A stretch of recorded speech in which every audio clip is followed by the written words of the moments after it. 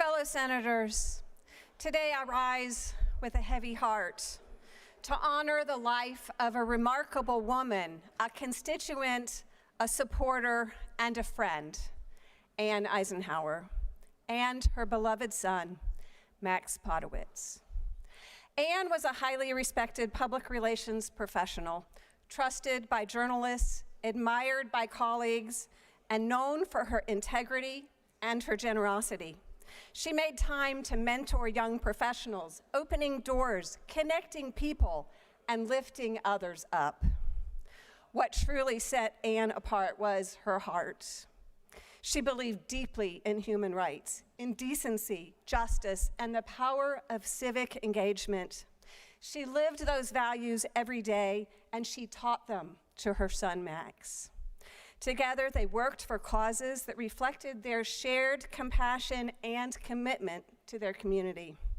Anne was always 200% in, giving her time, her energy, and her whole heart. I remember Anne showing up to one of my meet and greets at my last primary campaign. She didn't have to. She knew me well already. When I showed her a draft of my final campaign piece, she took it, she marked it up, and she handed it back to me, way better than it had been before. She wore my campaign t-shirt all over the country and sent me pictures of her in that t-shirt wherever she was. She showcased a 4-foot by 8-foot campaign banner in her front yard tied to trees on a very busy Dunwoody intersection. But Anne's greatest joy was her beloved son, Max. Not long ago, Anne wrote, "Everything I did was for him, and every moment with him was joy." Max was a freshman at NYU, full of promise and creativity, a talented guitarist with a gentle spirit. He shared many passions with his mother, including travel and a deep love of bunnies. Together, Max and Anne were members of the Georgia House Rabbit Society, bonded by their compassion for small creatures. Max's life was suddenly and tragically cut short in early December. The grief Anne carried was simply too profound, and she could not imagine a path forward without him.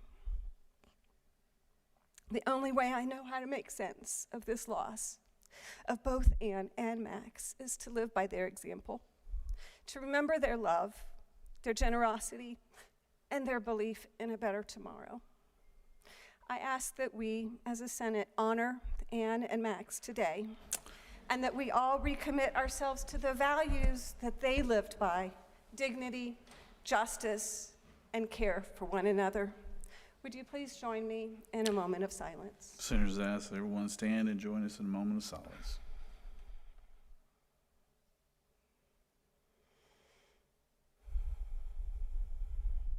Thank you, Mr. President. I yield the well.